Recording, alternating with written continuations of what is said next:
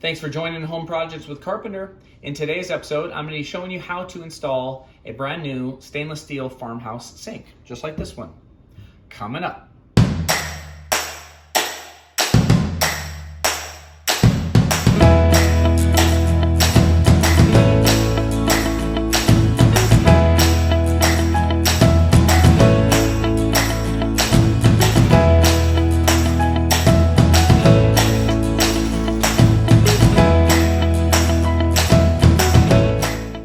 So this sink, which is mounting underneath, is a little odd. So there's a support piece underneath that holds this side up from underneath. I'll show you.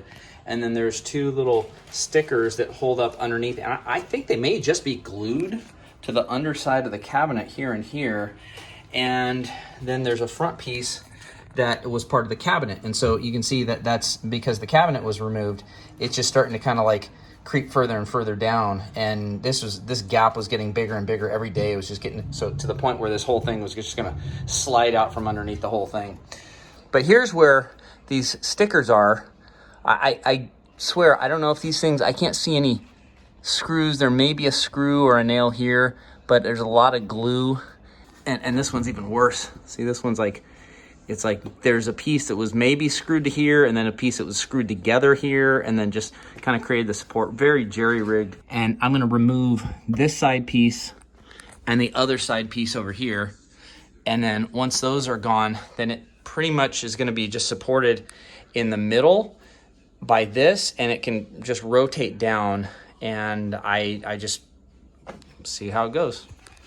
So I started getting nervous, and I decided to build a little bit of a frame. So I built this first frame here, about 26 inches tall. This had about 2-inch gap right here. When I dropped this in place, it had somewhere to set and kind of rest on. I built another one that's in the back side, and I've got a little bit of a gap here. So when I end up dropping here, it's gonna be able to drop on this, and this is a lot more solid, so I'll have some place to. This thing is a beast. This thing is like really, really heavy. When I just started just kind of lifting this thing out of here, I was like, dude, I'm gonna break my back just trying to get this thing out. So anyway, we'll see how that frame does. There we go. Boom! Right on my frame. Yes.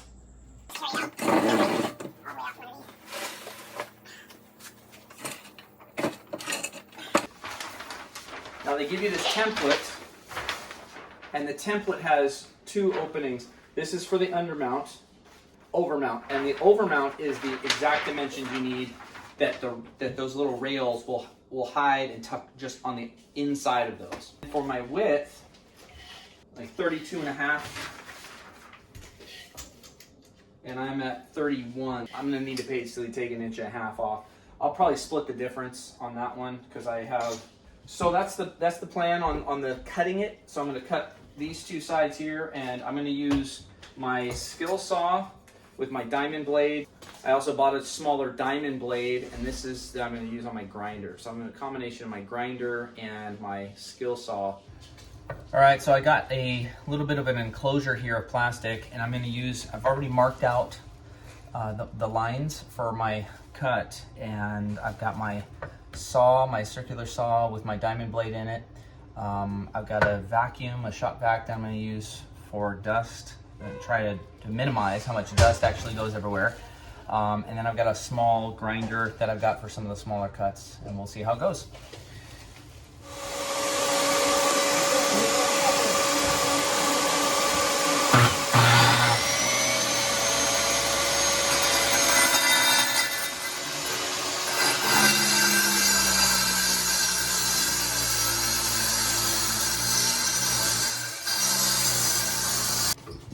When you use a circular saw, because of the angle of the blade, it won't get in that little corner. So I took my angle grinder and just kind of ground out both the little sides, tried to get as close as I could.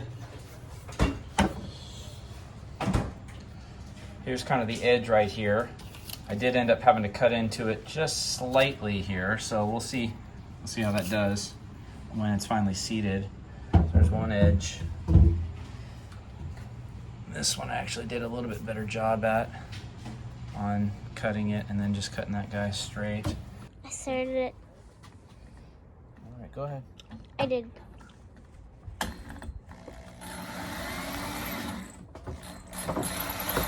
So here's the bit that I used. Got this kind of main shaft. This thing actually slides up and down with these two little pegs right here. And you screw in this guy. This is the 1.25 inches to a point where it'll stop. And then you kind of back it up one slot, and then now it's kind of locked in place. All right, so I got my holes cut. The first one I did was this one right here. So nice and clean. Then I went over here and it started getting a little bit more messed up, and the bit, I ended up having to get a new bit because it was kind of grinding away. Then by the time I got the third one, for some reason, it went in at a weird angle or something. And then it took me both bits just grinding away, going from down below, from up top. I don't know what happened, but anyway. So what I got Chloe doing is putting together these little mounting clips. So these go up from underneath and they slide into this little rail. And you can see this goes in like this. Once you drop in, then you twist them to this side, and then this little lip right here is going to be the thing that's going to catch on the countertop up above, and it's got threads that you can screw from down below. So the top is not actually the screw. There's no thread up here. That's just the thing to kind of catch it in that rail.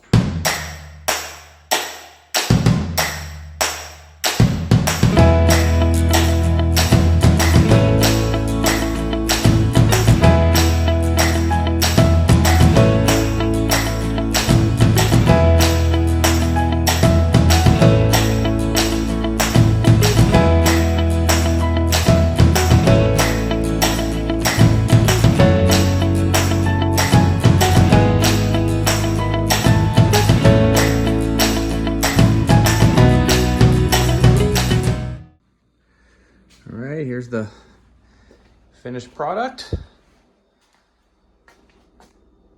Looks pretty nice.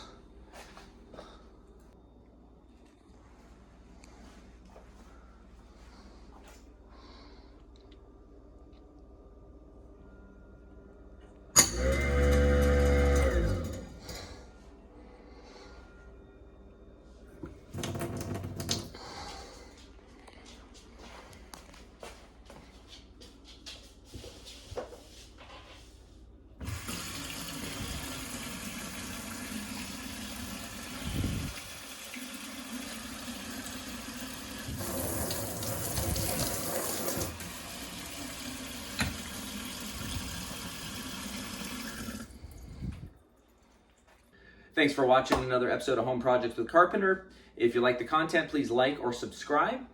And if you want to see how I replace the cabinets, I've got a link for replacing cabinets underneath existing countertop. You can click on this link here. And aside from that, we'll catch you on the next episode. Thanks for watching.